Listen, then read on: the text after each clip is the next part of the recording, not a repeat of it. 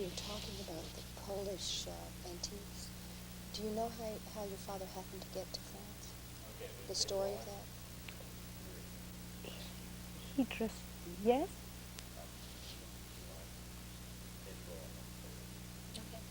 Okay. Okay.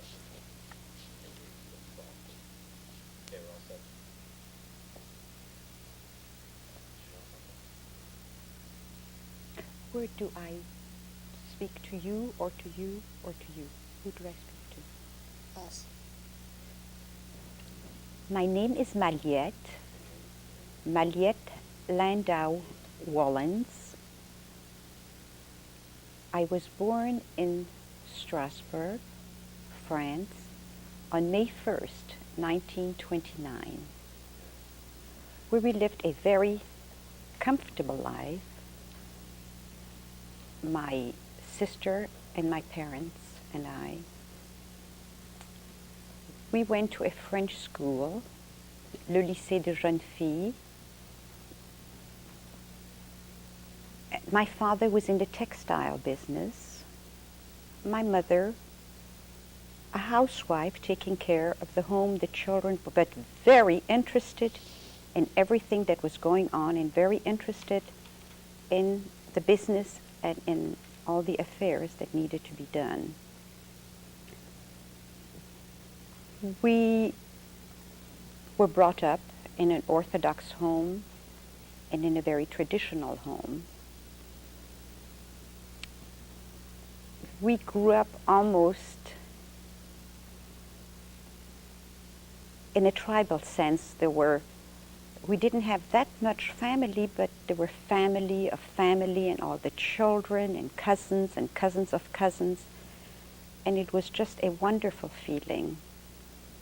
And we were in Paris-Plage, a beach resort close to Paris when war broke out. Let me ask you before that to describe a little bit more of what life in France was like. Was there any problem with anti-Semitism that you were aware of?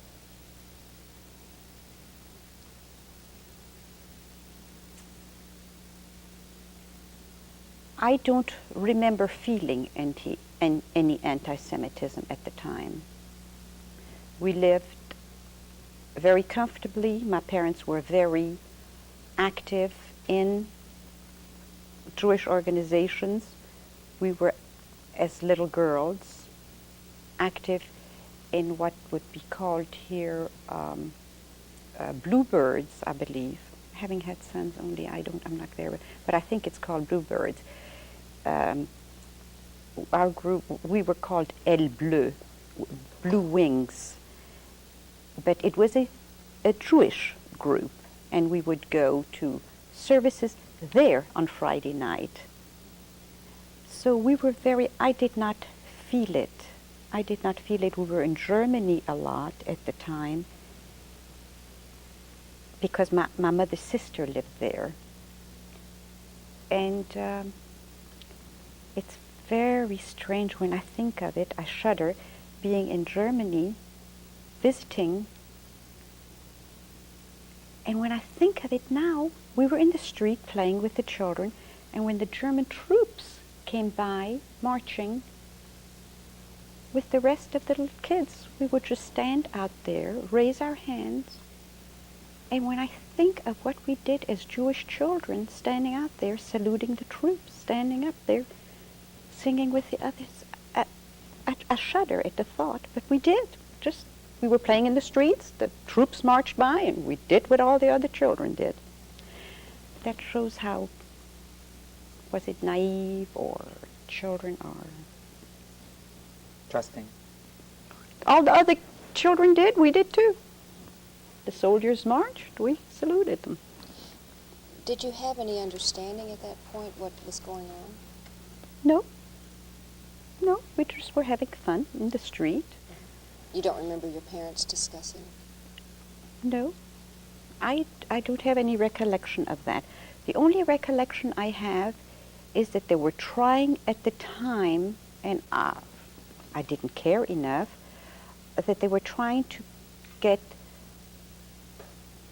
a nephew out of Poland, and they couldn't get the whole family because my mother had one sister who lived in Saarbrücken, right outside of Strasbourg, Germany, on the German side of the Rhine, and they couldn't get the whole family out. There were two sisters with their spouses and children, so they would only let the boy out if they, I believe, adopted him, and they were trying to adopt him so that they could come out. For some reason, the other children, they couldn't get them out. So I remember that discussion, that they were trying to get the children out of Poland at the time. But that is all I remember of it. I remember going to the synagogue. I remember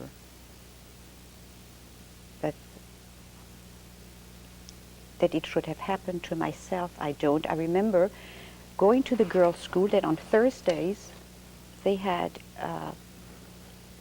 for Catholic children and Protestant children and Jewish children. I went to the rabbi's class the first time. I was told that they wouldn't believe that I was a Jewish child, that they took me into another group, and my parents were and they just wouldn't believe that I was Jewish. So ever since, they've made me wear a Jewish star. But to have anti-Semitism, I don't remember feeling it. Perhaps my sister's 2.5 years older, but I don't remember it myself. What do you understand that they didn't believe you were a Jewish child? They said that I just didn't look Semitic. So when I came home and told them what I had learned, the innocence of children again, they said, no, you should not have gone to that class. We know that there's a rabbi. I said, so they went to school and said that I belonged to the Jewish class. Did you have non-Jewish friends? Then, yes, because we were at a school where they were. Mm-hmm. Mm-hmm. Mm-hmm. And were your parents active in the larger community besides the Jewish community? Oh, yes. Oh, yes. I have, perhaps I didn't bring it, a stating that my father was very active in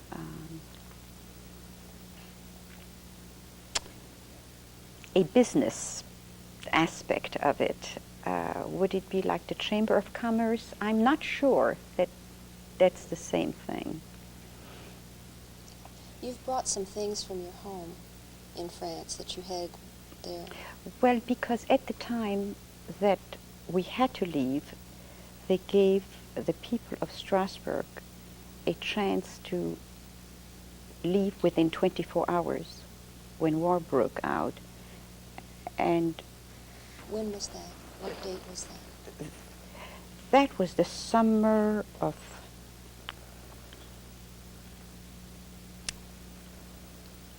39, I believe, or 1939. 40, or 39 or 40, this summer.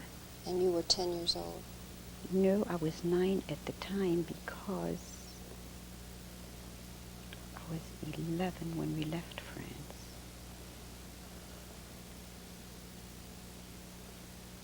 And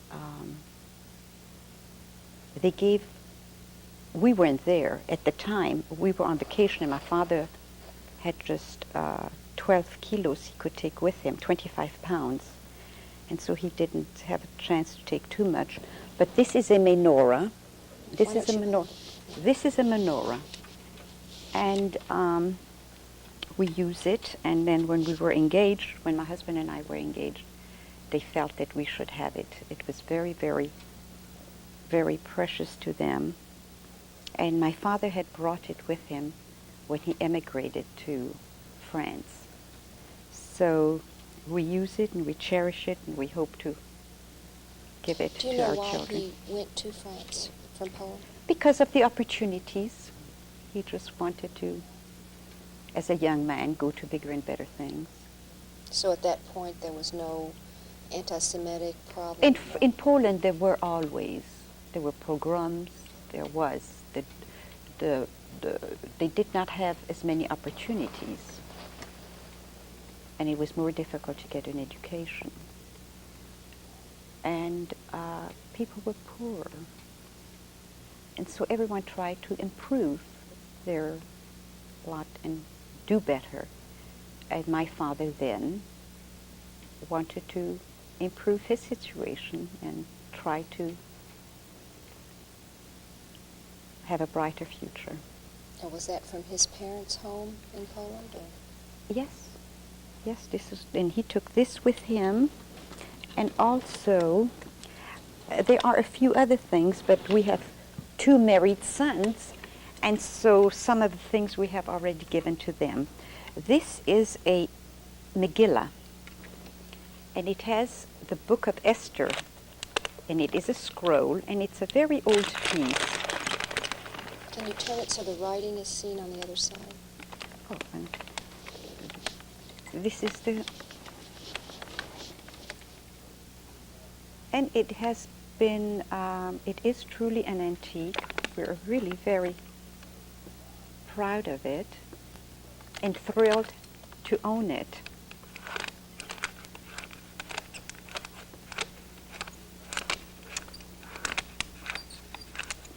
He brought his father's Kiddush cup, which is a cup that we use for the holidays and on Friday night to drink the wine out of after a prayer.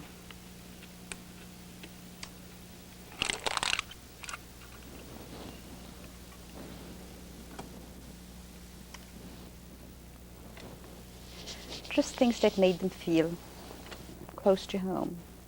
My father left very fast at the time because he was afraid. They had given them a train of the people of Strasbourg so they could leave within 24 hours. Now, you were not with your father. We were in Paris Plage, and he joined us right away. We were there with the tribe, I called them. These and were cousins and... Cousins and my uncle's relatives. We had a lot of family, but they weren't quite as lucky as we were. My father had a large family in Poland, brothers, sisters, parents, but they couldn't get out. What do you remember about what was left behind? Our home? Yeah. Oh, it was a lovely home. We had, we lived in very comfortable surroundings.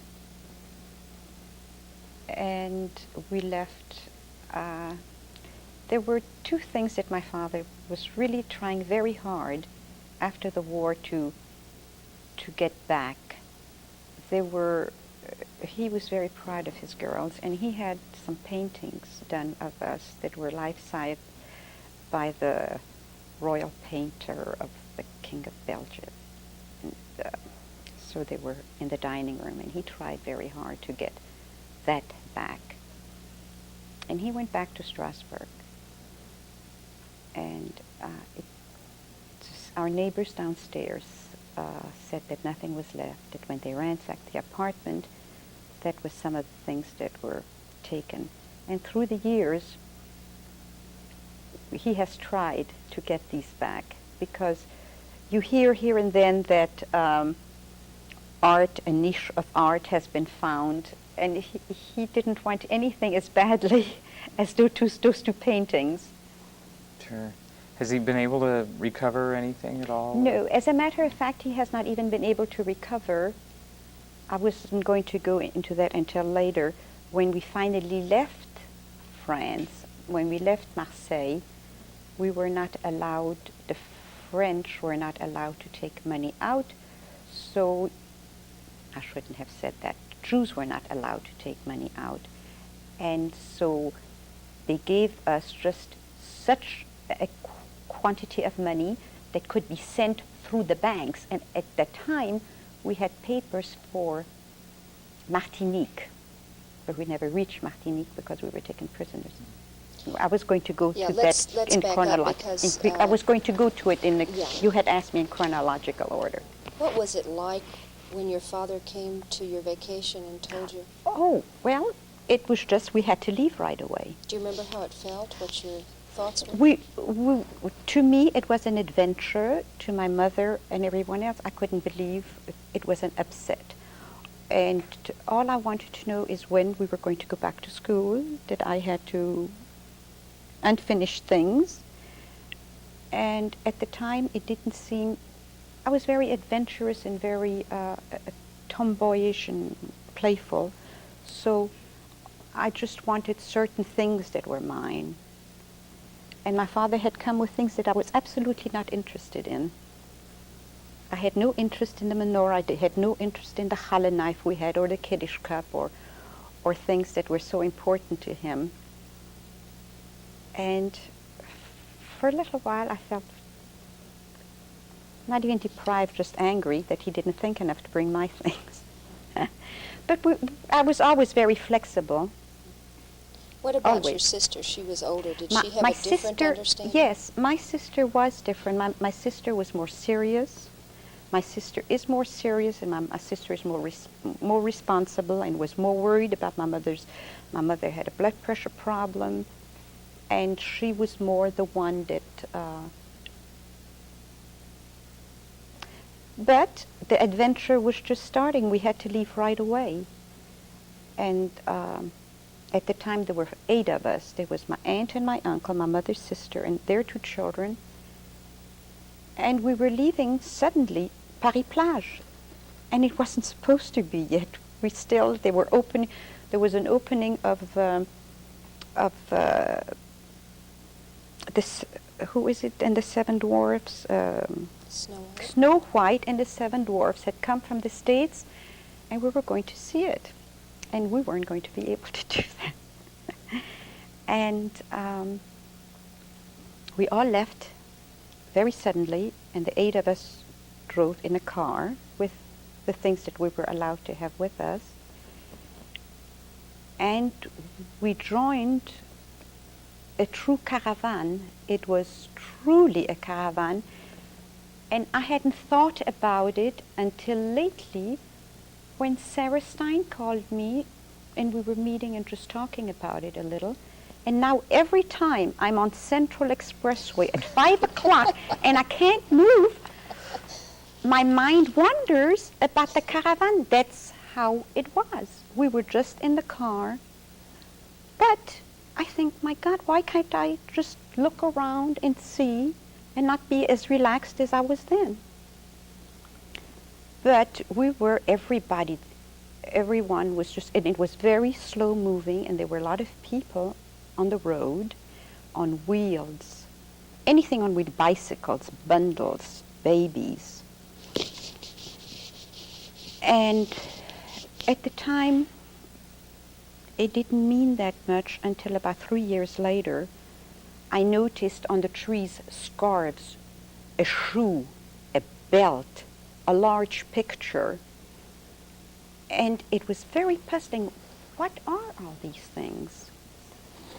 It was like that all the way. And people leaving garments, very personal things on the road. And it wasn't until about 3-4 years later when we were in Vichy and people came to us from the camps looking for someone, and they said, I knew that my son and daughter-in-law had passed that road because there was a scarf hanging that we thought was the one we had given him. It was then that it came back to me that I had seen all that.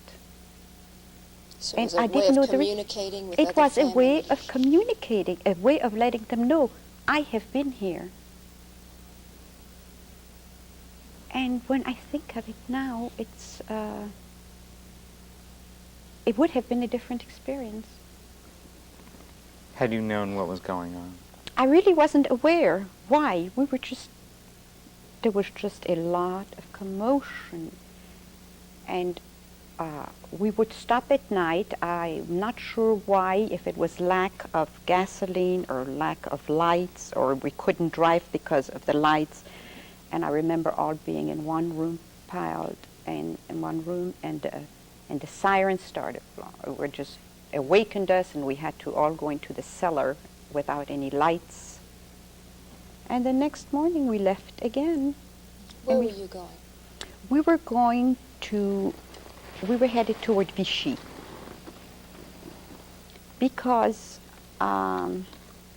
the French government. The seat of the French government was there, and they felt that the Germans weren't.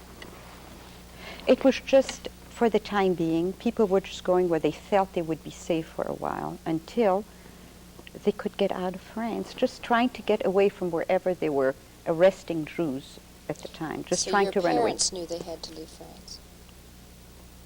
Well, certainly, because Jews were being arrested all over. We But couldn't you go were back to not- Paris. You were not aware of that? Oh, well, I knew that we were being persecuted and I had to leave. That we knew that because my aunt and uncle lived in Paris. So they had to leave right away also, and so we left with them. So we traveled together to Vichy. And some of the cousins quite didn't make it that lived in Paris also. Do you remember what it was like with the air raid sirens? Yes, it was dark. We were huddled. It was very scary because I wasn't quite sure what was going on.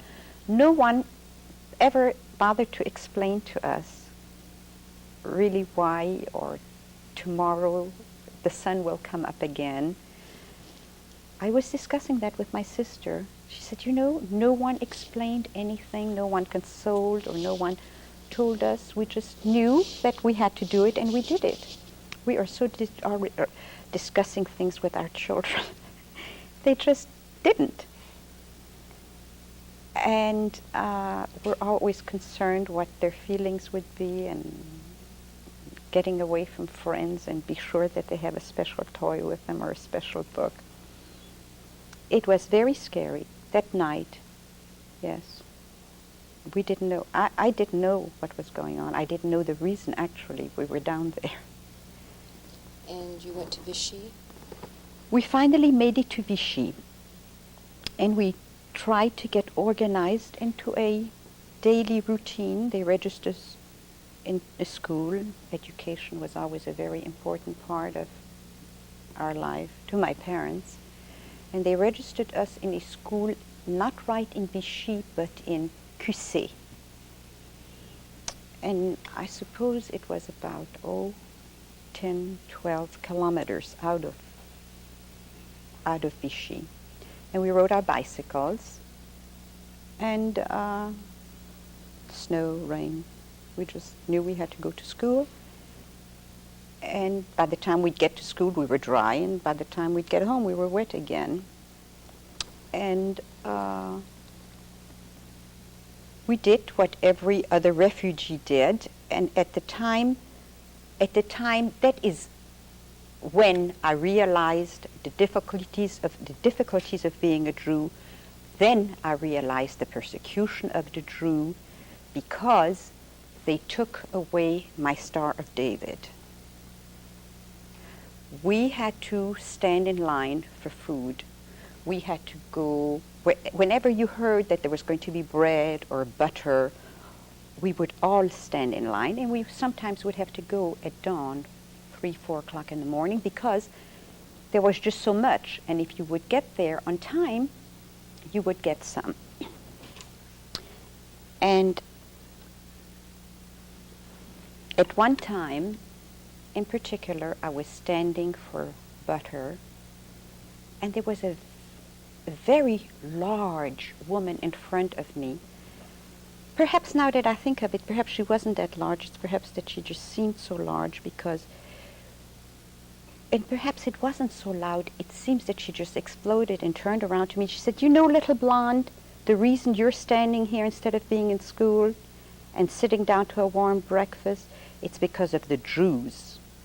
As a French child, you're supposed to get the butter, but the Jews caused all this, and that's the reason you're here standing in line. And I was frightened, and I just remember lowering my head, and I wanted to apologize to her, but I didn't say anything. I was scared, and I wasn't quite sure at the time what I was supposed to do. Was I supposed to just leave? Was I supposed to take the butter? I wasn't sure at the time what I was supposed to do, but I did what I felt was expected of me. I stood in line and got the butter and couldn't wait to get home. it seemed that everything happened at the same time. We rode our bicycles to school and arrived to class, and on the blackboard on big letters was, Maliette is a Jew.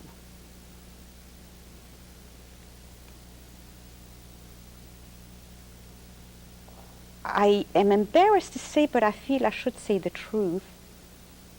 But I wasn't proud to be a Jew. I was ashamed. I was ashamed at the time to have been a Jew, and couldn't wait to get home, but at recess, one of the boys just really beat me up. I think that things happened very fast after that, because I don't remember going back to school. I think the Germans came into Vichy, and what was very surprising, the way the Germans came into Vichy in perhaps not tanks, in jeeps, but they were tall, blonde, very good looking. And the French did not seem to be upset about it. The French were right there, perhaps not greeting them, but the Germans were talking and no one understood them. We understood because we had been to Germany and we spoke German fluently, but they were telling the French people what they were going to do, and there was absolutely no resistance, no fight. They were, I remember, terribly good-looking soldiers. What were they telling the French people? They were telling the French people what they were going to do, that they were going to invade, that they were going to take over. And that, late that afternoon, my father and his friends took our bicycle, and they were saying that they were rounding up first the Jewish men, first the men. And so they were going to go into hiding at the outside of the city in the à la campagne, at the in the farms. And my mother started throwing things away. She started throwing papers away, things that she thought might be incriminating once they would search the house. And she was looking for one thing in particular. And Rose said, give it to her. My sister said, give it to her. I said, no, they've taken everything else away. I'm not going to give it to her. When I think of it now, it was a game. It was a puzzle. It was a pig. And when you put the pig together, it was the face. When you put it together, it made a caricature of Hitler. And I didn't want to give it to them. Rose, being very sweet, she said, please give it to her. Please give it to her. I said, no, this is mine. My mother became very upset. The whole house was just in shambles. They did find it, and they took it away, and they burnt it. And you said they took your star away. Who took it away? My parents, probably, because we didn't want to show we were Jewish.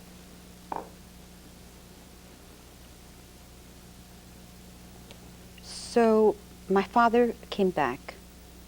My father didn't stay away. My father came back and said he couldn't leave us. He was afraid to leave us, and that he would take his chances with us.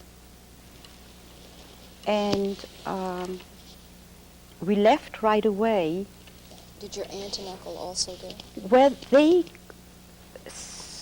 they were able to get out of Vichy before we were, because my uncle we were all together, but through some of their family, they were able to go, I don't remember what it is called. It's not a visa to stay in the country, but to go through the country.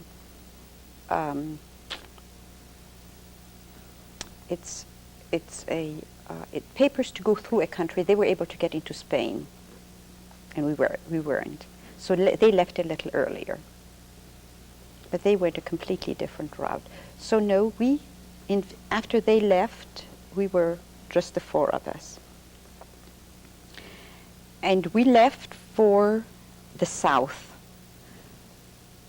But I can't remember how. I don't know how we left or how we arrived. It seems everything is so vivid. Everything is so, I remember everything we did in Paris Plage, everything from growing up in Strasbourg, from school, from the synagogue, from our playing and going places, our apartment. But I can't remember how we left Vichy. And in the last 2 weeks, I said, Rose, can you help me just a little bit? How did we leave Vichy? I'm just curious because everything is so vivid about everything, but I don't know how did we get to Marseille? She said, I don't know. So I don't know why we don't want to remember, or we were trying to think, was it a train? Was it we didn't have a car then. There was no car, there was no gasoline. I don't know.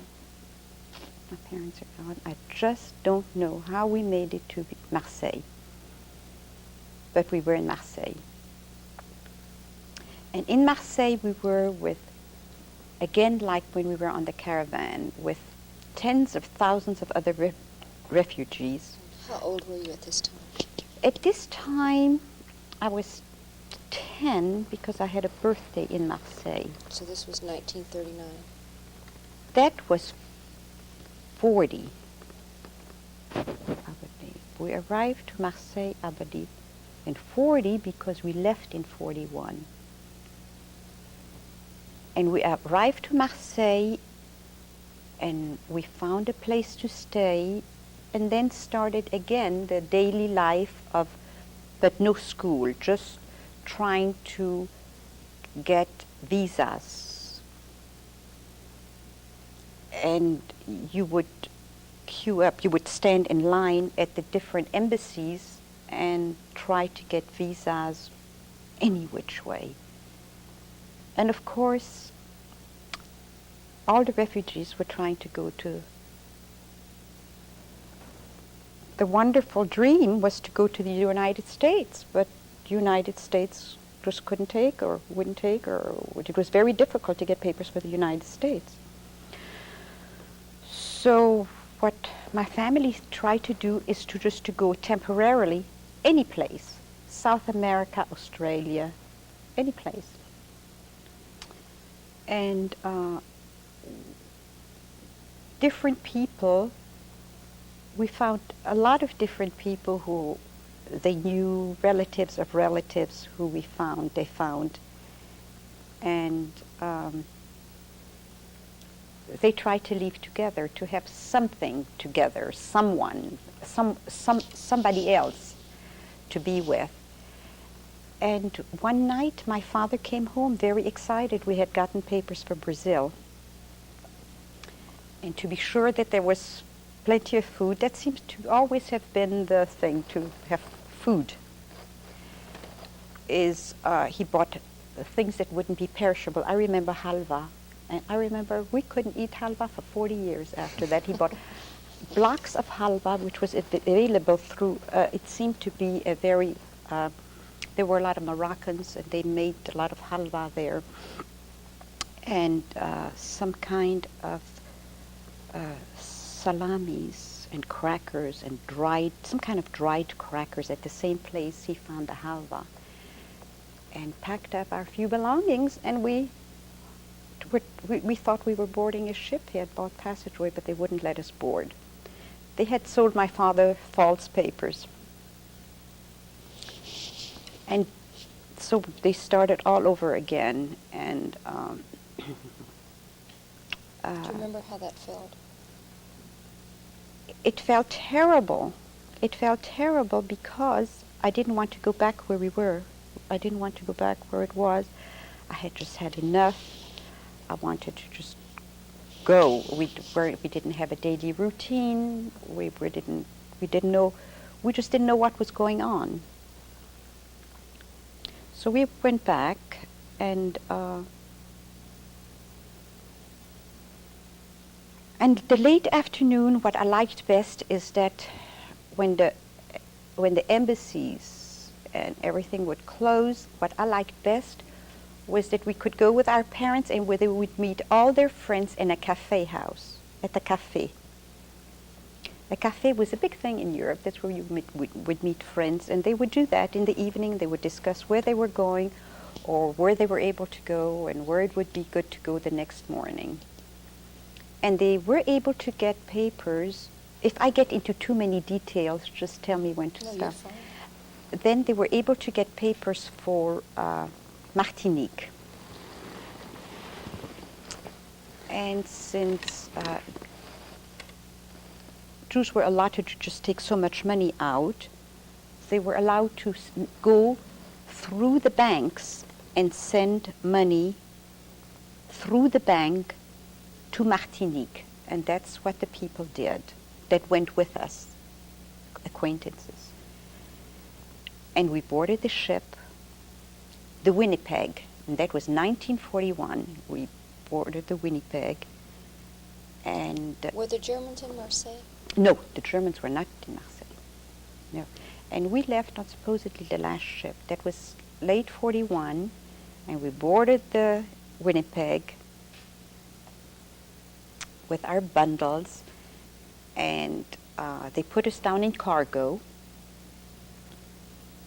On one side the men, and on the other side the women and the children. And even then, it was interesting that the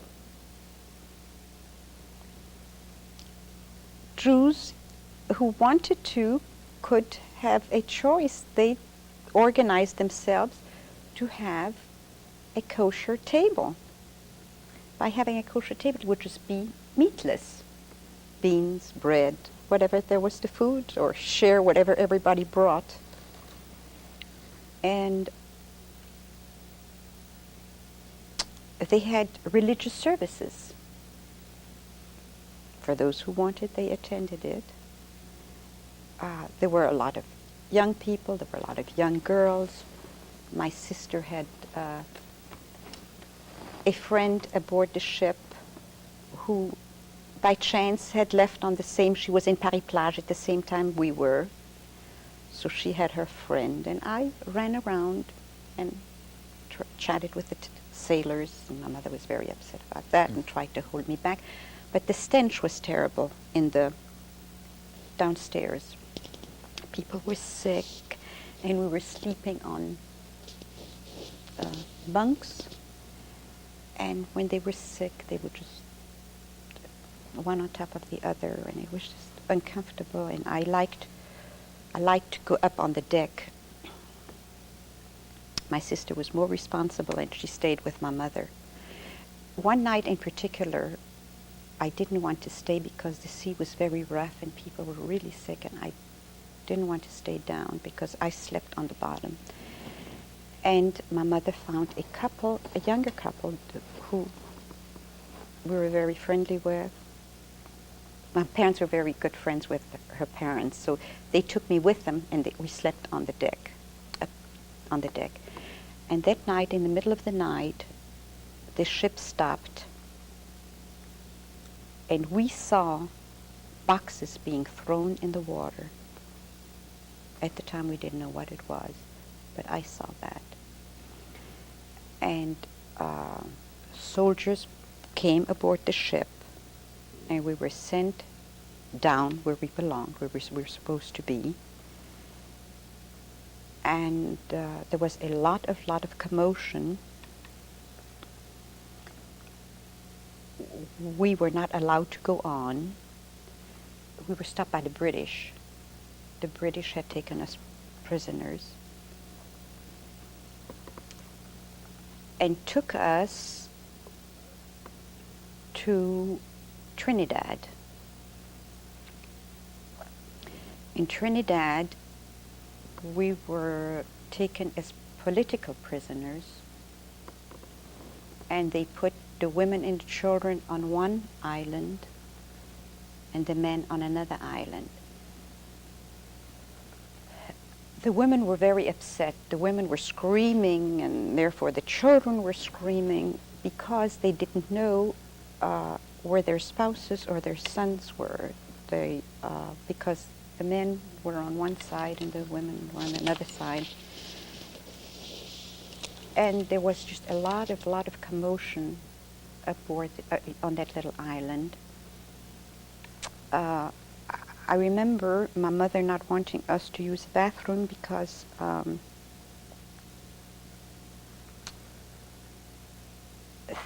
they were afraid, being girls, because we had to go with the soldier to go outside to the bathroom, and they would take us with not a gun, a bayonet-like, and would take us like this outside to the bathrooms. And there was just a lot going on. And I remember that they gave us, the soldiers gave us milk and rum that night. They wanted to calm us, and that was probably a drink of the island.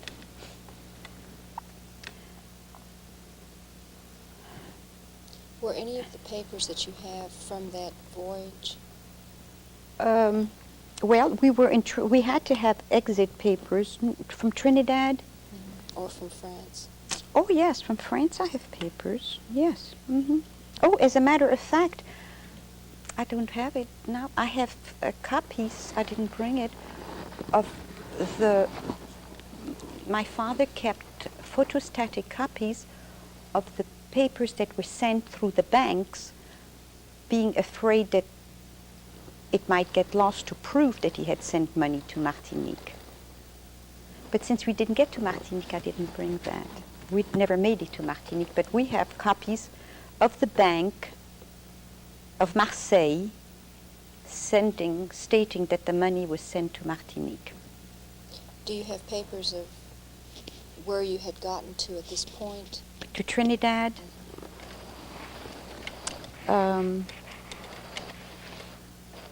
I didn't even look for it.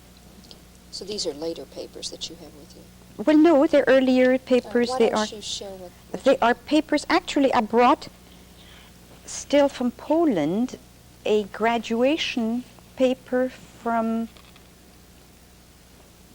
it's written in Latin, from a pharmacy school, from Poland, from my aunt.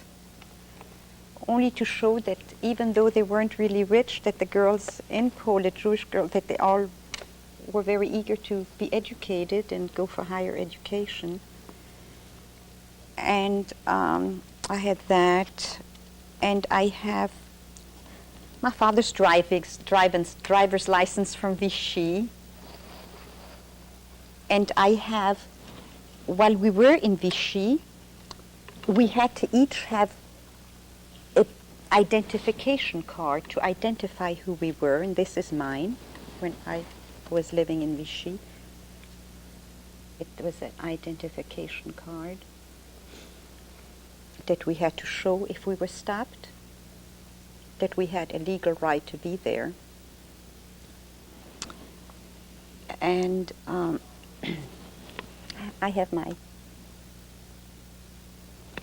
that I was born. I don't know how they saved it, my birth certificate.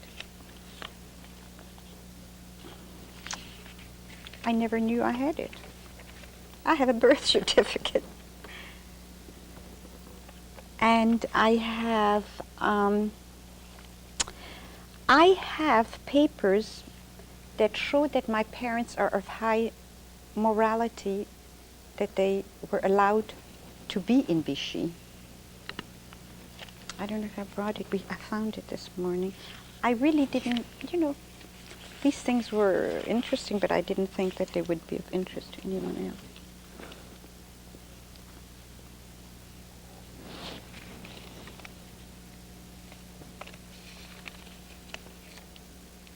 Certificat de moralité. My father and my mother.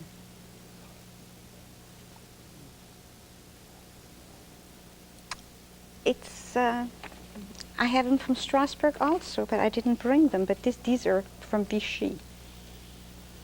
République française, l'égalité, fraternité, égalité. Could I borrow a tissue? I brought when I misplaced it. Thank you. I promised myself it wouldn't happen.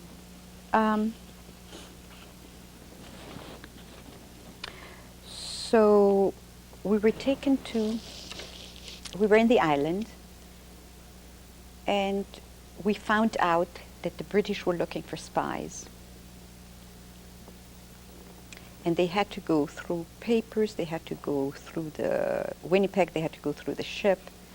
But in the meantime, they moved us to Port of Spain, just us, just the women and children, the younger children. They moved us to Port of Spain. And where they tried to get us on a routine. These people were going to do the cleaning, and these were going to work in the kitchen, and the children were going to do just different things that we were supposed to do. What I remember most is that the governor's wife was very nice to the younger children. That she liked to do to show that she was a person of substance. She tried to help the less fortunate. And she was very kind to us, and she picked us up and took us to a school to see how the children in Trinidad were, and gave us a slice of papaya. We had never tasted that. And I remember now with shame that I had never seen a black person. I had never seen a black. How I stared at them, and someone with me told me to just, and I didn't know why, but I had never seen blacks. So that was a new experience too. What do you remember about how your mother was during that time? Was she? My mother was quite ill at the time, and that is the reason my sister never left, because she had very high blood pressure, and my sister stayed with her.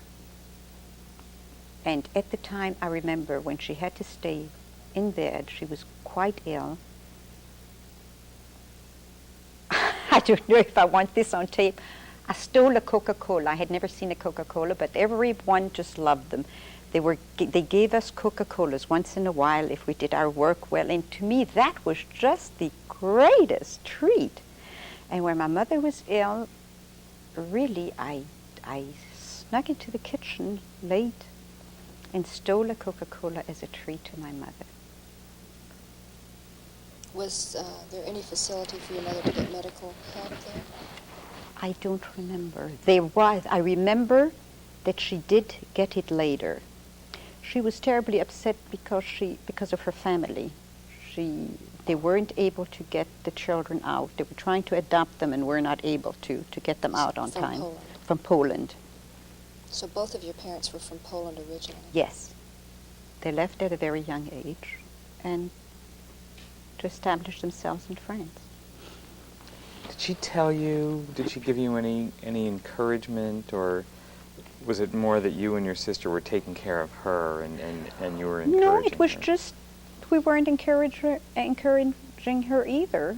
We just felt that we needed to, and I didn't do it as much. My sister took care of my mother, and we knew this is a fact. We knew we were persecuted. We knew we were Jews, and this was just a fact.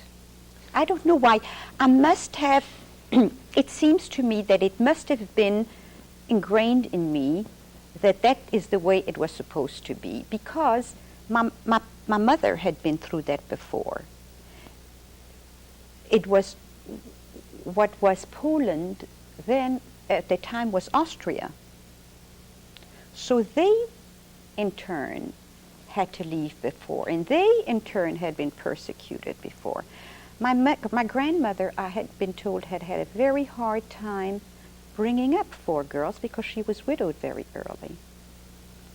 So it was very difficult for a Jewish lady, a proud lady who wanted to do just right. It was very difficult as a Jewish woman to bring up 4 girls and educate them and feed them, and it.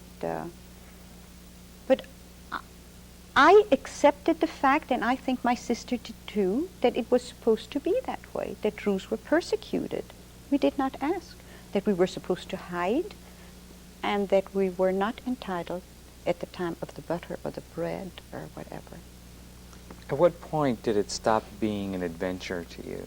You know, when you were... It was not an adventure the night of the air raid, when the siren sounded. in Vichy? Leaving Paris-Plage. It wasn't an adventure then. I was scared. So that's when it changed? It changed. Okay. It was difficult when I was beaten up in school. It was difficult when what seemed to me that big woman shouted to me that, but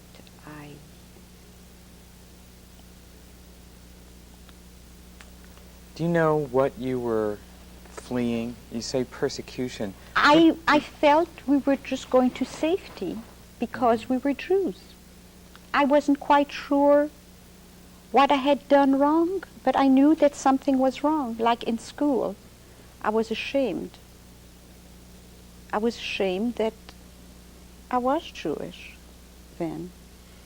And so you didn't understand the war and all of the implications? not at the time, no, I didn't. I didn't really know what was going on. I just knew that there was a lot of talk, that they were trying to bring out the children from Poland. They were trying to get the children out. They were trying to adopt them. They were trying to... But no, it wasn't explained to me. I just took it for granted that being a Jew,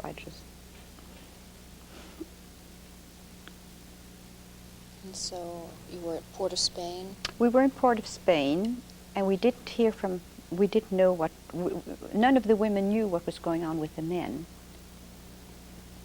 until we were all freed. No one knew what was going on.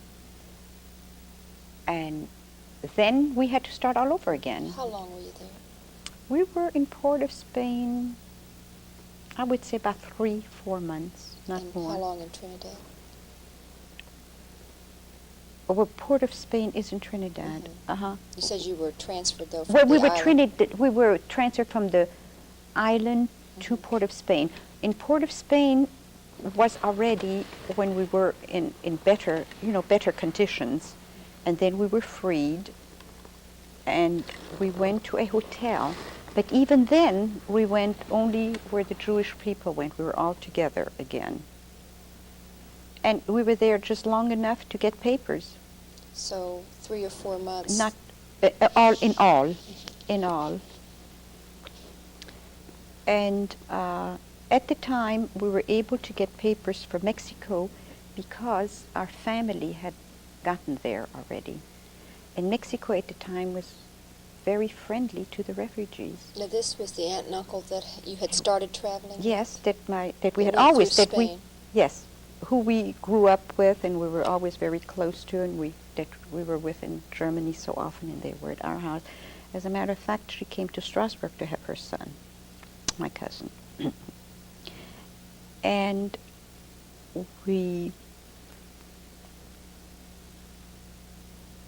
left Port of Spain.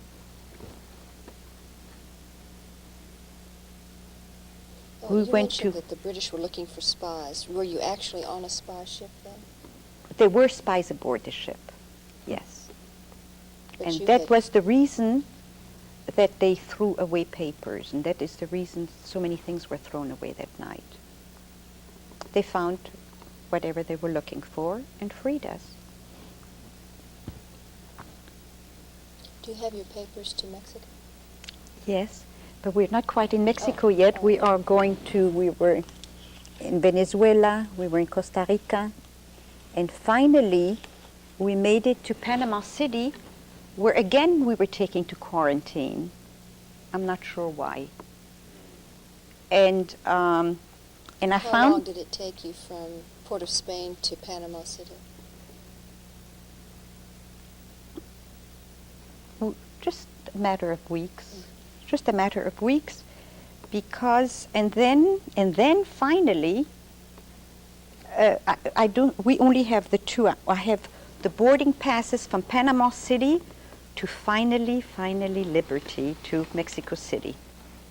Now, were the conditions on the ship the same when you left Port of Spain as they Oh were getting there? no, because we bought passageway. We were in a free country. Oh no, just whatever one could buy. If you could buy better accommodations, you were on a. Oh no, then you were free to do whatever you wanted. But in Panama City, we were taken to quarantine, and I don't know why we were quarantined, and until we boarded the plane. And Were you separated from your father again? no, we were quarantined, and we arrived to Mexico and moved right in with the family. We were very comfortable. No one even gave it a thought. We think of it now because I feel we're a very spoiled society. We were all very comfortable. 4 children, 4 adults, 1 bathroom. We all went to school. We all took baths. We all were very well taken care of. And it was a wonderful youth. We had a wonderful youth in Mexico. My father started all over again, went into business. But we're free people, so are we through with the interview? Because No. we're through. We want to bring you up to your current. We were free at the time. Mexico was very good to the refugees. Where were you in Mexico? We were in Mexico City.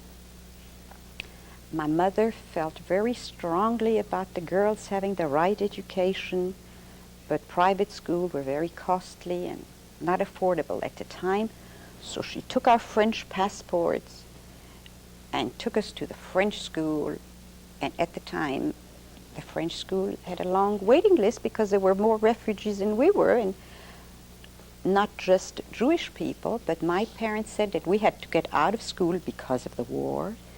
Her children were displaced because of the war. And it was their duty as a French school to take in their girls to the school. And she was very positive.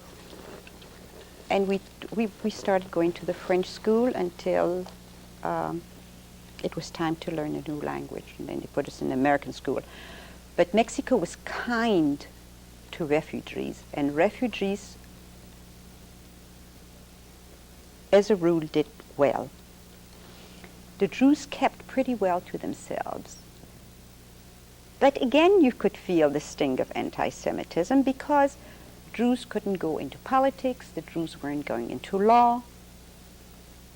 Medicine, yes. It is better perhaps now, but at the time, in the 40s. Did you feel that what you had been through affected you in your life in Mexico?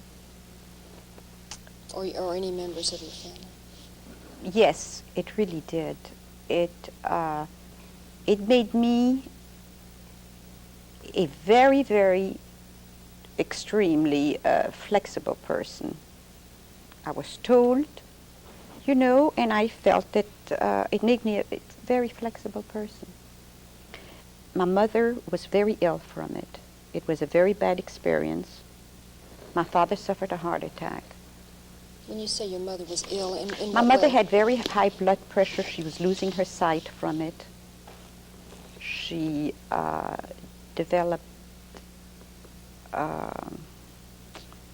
eventually she lost her sight, and eventually from all the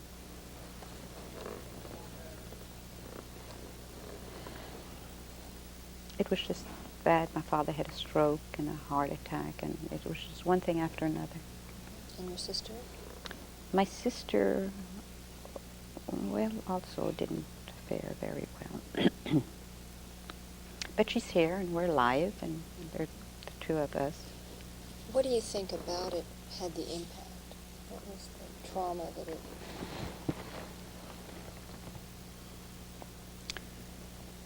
it did have a trauma. It did have a trauma. It left us scarred. At the time we didn't realize it, but it did leave us scarred, and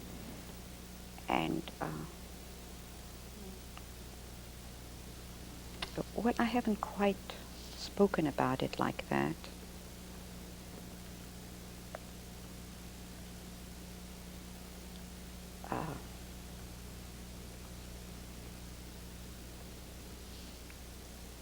I fared better than my sister.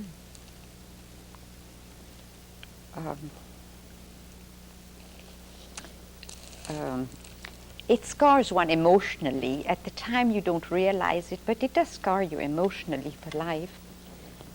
And I haven't ever spoken about it.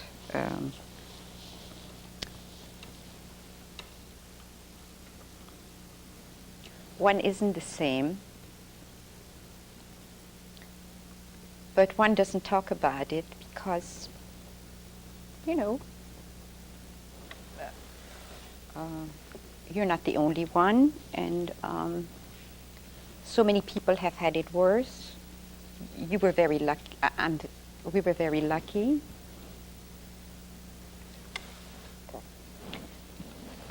So many of the family had it so bad. We had news of our cousins who